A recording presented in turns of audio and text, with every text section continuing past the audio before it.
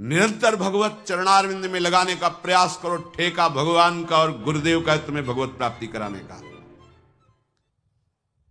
आप बार बार आज्ञा का उल्लंघन करेंगे, फिर भी उनके हृदय में कोई फर्क नहीं पड़ने वाला। तुम उनके हृदय को नहीं जानते हो, अगाध समुद्र हैं, पर उनके द्वारा निर्धारित किया हुआ शासन विभाग भागवती तुम्हें फिर चैन से नहीं रहने देगा। उनके हृदय में तुम्हारे प्रति कभी वात्सल्य के सिवा और कुछ नहीं आ सकता। तुम नहीं समझ सकते सदगुरु के हृदय को, भगवान के हृदय को, महात्मा के हृदय को। अगाध समुद्र होता है, पर उनके द्वारा जो निर्धारित किया हुआ शासन विभाग भागवतिक है, फिर वो तुम्हारे पीछे पड़ जाएगा, क्योंकि तुम उनकी आज्ञा का बार बार उल्लंघन कर रहे हो, उनकी कृपा का दुरुपयोग कर रहे हो। इसलिए चाहे गृहस्थ हो चाहे विरक्त हो, हर उपासक से प्रार्थना है, हमारे लाडले युगल सरकार की कृपा का दुरुपयोग मत करो।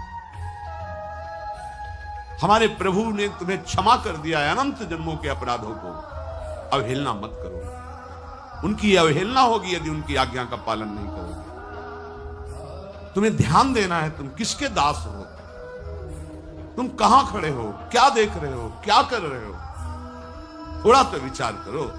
तुम्हें कौन जानता है, लेकिन तुम जिनका तिलक लगाए हो, कंठी बांधे हो, उनकी अगर कोई निंदास्पद बात करे, हे हरि का दास, भगत बनता है भगवान का। जिन लाडले ने हमें कृपा करके मनुष्य जन्म दिया, ये सौभाग्य दिया कि हम भगवत मार्ग में चल सकते हैं, उनको कोई अंगुली उठाए, कैसे तुम दास हो।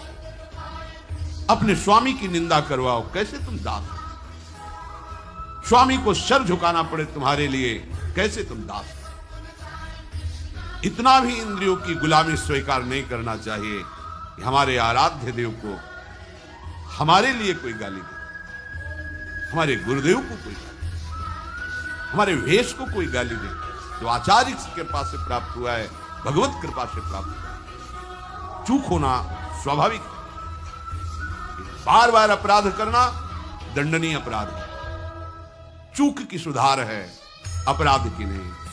अपराध भगवत बल को लेकर के दुराचार करना, संभाल लेंगे वो, बचा लिया आगे भी बचा लेंगे, इस भावना से और दुराचार प्रवृत्ति करना, अहंकार प्रवृत्ति को बढ़ा लेना, मनमानी आचरणों में उतर जाना, फिर शासन विभाग तुम्हें संभाल लेगा। भागवती ऐसा दंड देगा कि किसी काम के नहीं रहोगे।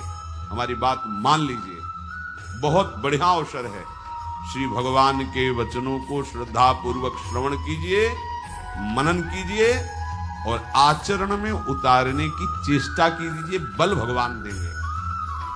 माया से लड़कर कोई पार हो जाए, वो एक ही बल है, हरि शरणम मामे ये प्रपद्यन्ते माया में काम।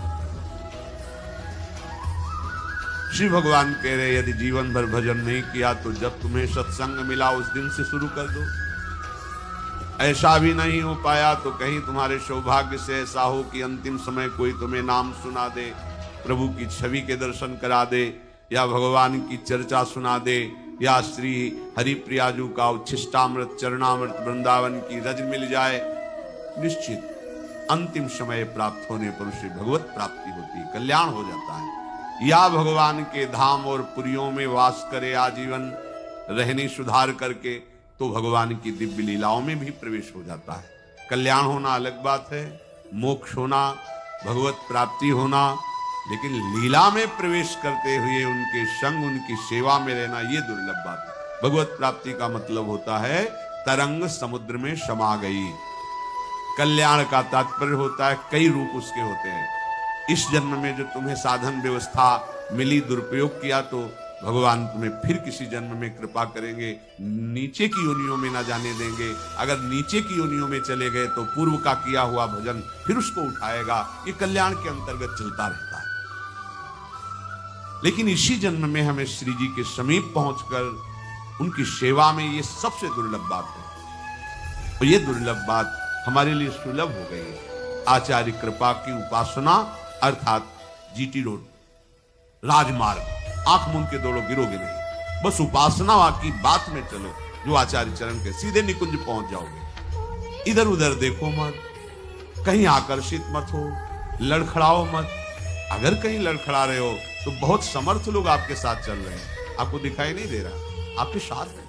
बड़े बड़े अव्यक्त महापुरुषों की कृपा उन साधुकों पे होती है जिन्होंने निश्चय कर लिया इसी जन्म में भगवत प्राप्ति करना, तभी वो आगे बढ़ पाते हैं, अपने बल से नहीं, इन महापुरुषों के आशीष से, उनकी कृपा प्रसाद से। ये माया दुरंत है, खिलवाड़ नहीं है। क्या जाने जो माया में खेल रहे